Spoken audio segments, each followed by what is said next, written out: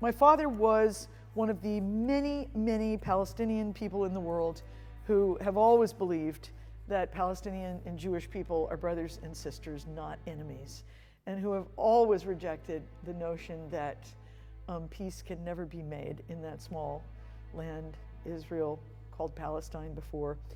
And he could have talked about that from this very podium, but he talked about that all around St. Louis when I was a child, and he talked about it all his life. He talked about it in his own books. His last book was called Does the Land Remember Me? A Memoir of Palestine. And it really saddened him that people didn't have more imagination about how to solve things. And so this is a poem I wrote on that topic. I only lived in Jerusalem 1 year. After we left Missouri, lived there 1 year, and then came the '67 war, after which my parents decided quite randomly to move to Texas. And I've stayed there all my life, but I've traveled a lot.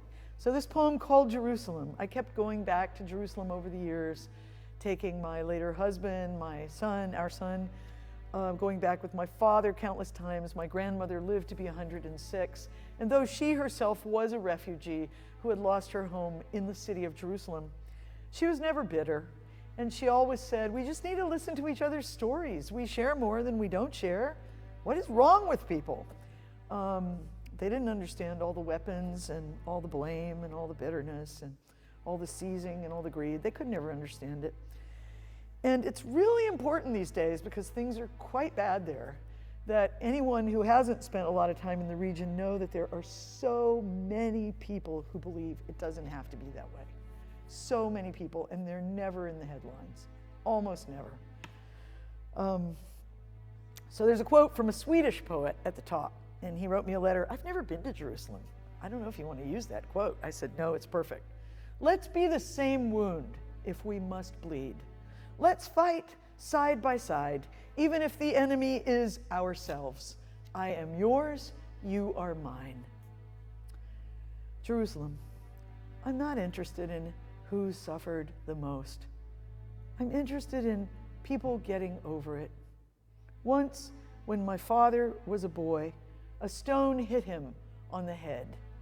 Hair would never grow there. Our fingers found the tender spot in its riddle. The boy who has fallen stands up. A bucket of pears in his mother's doorway welcomes him home. The pears are not crying. Later, his friend, who threw the stone, says he was aiming at a bird. And my father starts growing wings. Each carries a tender spot, something our lives forgot to give us. A man builds a house and says, I am native now. A woman speaks to a tree in place of her son, and olives come. A child's poem says, I don't like wars. They end up with monuments.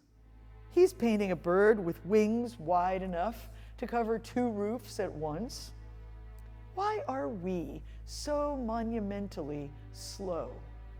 Soldiers stalk a pharmacy, big guns, little pills. If you tilt your head just slightly, it's ridiculous. There's a place in this brain where hate won't grow. I touch its riddle, wind and seeds. Something pokes us as we sleep. It's late, but everything comes next.